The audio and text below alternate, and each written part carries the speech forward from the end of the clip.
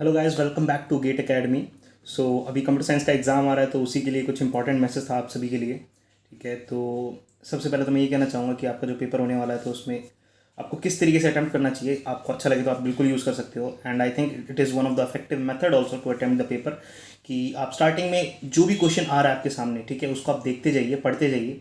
ठीक है, अगर आपको लग रहा है कि मैं अभी सॉल्व कर सकता हूँ, solve it at that moment only. ठीक है, और अगर आपको लग रहा है कि आप सॉल्व कर सकते हैं पर अभी नहीं क्योंकि टाइम लग सकता है इसमें, मार्क दैट क्वेश्चन। और अगर आपको कोई क्वेश्चन थोड़ा सा डिफिकल्ट लग रहा है या फिर लग रहा है कि शायद अभी नहीं कर पाऊंगा, बहुत ज़्यादा टाइम लेगा, नहीं समझ में आ रहा है, लैंग्वेज बहुत ज़्यादा बड़ी लिखी हुई है, ठीक है, तो उनको आप स्किप कर सकते हो। तो इस तरीके से आप थ्री कैटेगरी में आप क्वेश्चन को डिवाइड कर सकते हैं। एक जो हो जाएगा तुरंत पढ़ते ही, सेकंड वो रहेगा जो आपके आप छोड़ दोगे लेकिन मार्क करोगे साथ में कि आप थोड़े टाइम बाद करोगे, और तीसरा वो रहेगा जो कि रेड मार्क्ड रहेगा ऑब्वियसली, क्योंकि आपने ना तो उसको मार्क किया है और ना ही आपने उसको सॉल्व किया है। ठीक है, तो इस तरीके से क्या होगा कि आप तकरीबन 1 घंटे के अंदर ही जो जो क्वेश्चन आपको आसान लग रहे थे या फिर आप आराम से सॉल्व कर सकते थे वो आप सॉल्व कर लोगे। थ्योरेटिकल, न्यूमेरिकल, बिल्कुल बेसिक भी होते हैं कि जो आप देख के ही सॉल्व कर देते हो, वो सब आप बिल्कुल बहुत जल्दी सॉल्व कर लोगे। ठीक है, तो 1 घंटे के अंदर वो सब सॉल्व हो जाएंगे। सेकंड फिर आपका वो रहेगा जो कि आपको लग रहा था कि हाँ इसमें टाइम लगने वाला है लेकिन मैं कर सकता हूँ क्योंकि मुझे आता है, आपने प्रैक्टिस किया हुआ है, वो सॉल्व करिए। और फिर लास्ट में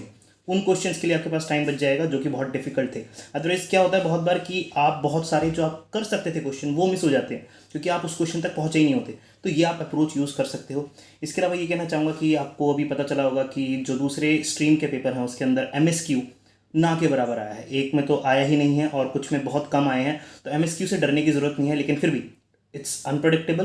तो अगर MSQ आता भी है तो बिल्कुल डरना नहीं है, क्योंकि MSQ है क्या, लाइक आपने पहले भी प्रीवियस ईयर पेपर्स में देखा होगा कि क्या होता था, मल्टीपल स्टेटमेंट दी जाती थी और आपको बताना होता था कि कौन सी पेयर या फिर कौन सा जो ग्रुपिंग है वो करेक्ट है, कि S1 S2 करेक्ट है, ओनली S1 करेक्ट है। तो इस तरीके से क्वेश्चन पहले भी होते थे कि आपको बताना होता था कि कौन सी स्टेटमेंट ट्रू और फॉल्स है।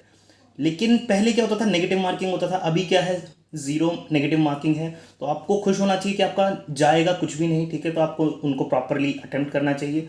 अपार्ट फ्रॉम दैट, नेट को जो न्यूमेरिकल आंसर टाइप है उनको ज़रूर अटेम्प्ट करना। ठीक है, अगर आपको नहीं आता है तो भी लास्ट में मेक अ कैलकुलेटेड गेस। जैसे कि बहुत बार प्रोबेबिलिटी के क्वेश्चन जो होते हैं 0 या 1 के बीच में ही कुछ आंसर रहेगा, तो 0.5 स्ट्राइक कर जाता है।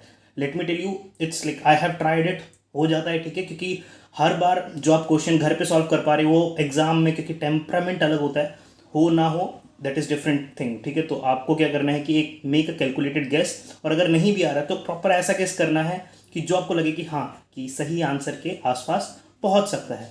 इसके अलावा मैं ये कहना चाहूँगा कि हाँ, आपको शायद एक रात पहले नींद ना आए। ठीक है, तो वो केस हो सकता है कि अगर आप 9-10 बज चुके हैं रात के और उसके बाद आप सोने जाने की कोशिश कर रहे हैं, तो डिले मत कीजिएगा। जैसे कि अब एक चीज़ भी कही जाती है, एक बहुत फेमस है कि modern problems required modern solution. तो ये क्या कर सकते हैं कि आप 2 दिन पहले ना सोएं। ठीक है, तो इस तरीके से क्या होगा, आप बहुत ज़्यादा लाइक टायरिंग फील होगा, नींद आ रही होगी, तो एग्ज़ाम से 1 दिन पहले आप आराम से सो जाएंगे। ऐसा भी नहीं तो मेरे साथ जो हुआ था, मैं अपना एक एग्जांपल देना चाहूँगा कि मुझे भी नींद नहीं आई थी, मुझे भी बहुत लेट हो गया था। ठीक है, तो मैंने क्या किया था कि आई वॉज नोइंग कि मैंने पढ़ा हुआ है, सब कुछ आता है, तो एक कॉन्फिडेंस की वजह से थोड़ा सा मैं भी हिल रहा था कि भाई कैसा जाएगा पेपर। ठीक है, नींद तो आ नहीं रही है, 2 बज चुके हैं, 3 बजने वाले हैं, 4 तक बज गए। I slept at 5। ठीक है, 2 नून सेशन था लेकिन मैं 8 बजे उठा था क्योंकि उस दिन इलेक्शन भी था in Delhi and I was in Delhi at that time. ठीक है, तो ये वाला एक इशू रहता है। तो मैं बस एक ही चीज़ अपने आप को याद दिला रहा था कि मैंने बहुत मेहनत की हुई है and I can do it. ठीक है, नींद नहीं आनी ना, कोई बात नहीं, ना आए, बट मुझे पता है मुझे आता है और मैं उसको अच्छे से सॉल्व करूंगा और अच्छी रैंक भी लेकर के आऊँगा। I had that confidence, I was reminding my self again and again, because मुझे पता है कि नींद नहीं आ रही ना, कोई बात नहीं, नींद ना आना मेरा कुछ नहीं बिगाड़ सकता क्योंकि मैंने बहुत अच्छे से पढ़ा हुआ है।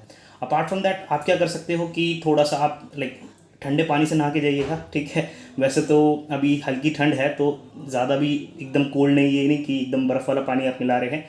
ठीक है, तो थोड़ा सा नॉर्मल पानी से नहा के जाइएगा, थोड़ा सा फ्रेश फील होगा। ठीक है, उससे आपको नींद भी कम आएगी। ठीक है, तो ये कुछ चीज़ें हैं कि कैसे अटैम्प्ट करना है, मैंने आपको बता दिया है। ठीक है, 3 कैटेगरी में आप डिवाइड कर सकते हो अपने क्वेश्चंस को। मैंने MSQ के लिए आपको बता दिया है कि ना के बराबर आ रहे हैं अभी। ठीक है, बाकी आपको MSQ से डरना भी नहीं है अगर आते हैं तो। ठीक है, नेट को लेकर के make a calculated guess. Apart from that, अगर 1 दिन पहले नींद नहीं आ रही है तो लाइक आप उसको यूटिलाइज कर सकते हैं। जैसे कि मैंने किया था कि मेरे को जब नींद नहीं आ रही तो मैंने सोचा कि टाइम वेस्ट करने से बेटर है, ये सोचते रहने से कि मैं नहीं कर पाऊंगा, उससे ये बेटर है कि मैं थोड़ा सा रिवीजन कर लेता हूँ। ऑब्वियस सी बात है, क्योंकि बुक पढ़ते पढ़ते आपको ज़्यादा जल्दी नींद आती है, ऑब्वियस सी बात है। ठीक है, तो जब नींद नहीं ही आ रही तो यूटिलाइज इट। तो मैं रिवाइज कर रहा था और अपने को याद दिला रहा था कि नींद नहीं आ रही ना, कोई बात नहीं, मैं करूँगा अच्छा पेपर क्योंकि मुझे आता है। ठीक है, so this was the message from my side guys. All the best, take care guys, bye bye.